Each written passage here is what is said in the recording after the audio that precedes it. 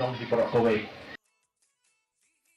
Unong yalam rangba kasang BJP uba AL hek henin kasngi ula ong ba ka BJP kadang penpau tang yaki matrekam bakershan yaki brio bat kaburam ya ka jingsngau jong ki pat Riewlum da ka barai ban pelat yaki Riewlum na ka uniform civil code la ni ka UCC.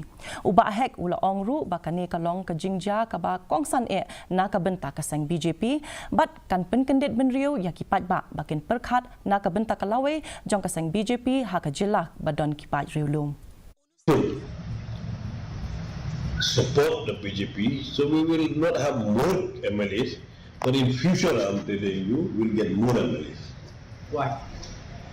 Because of the development.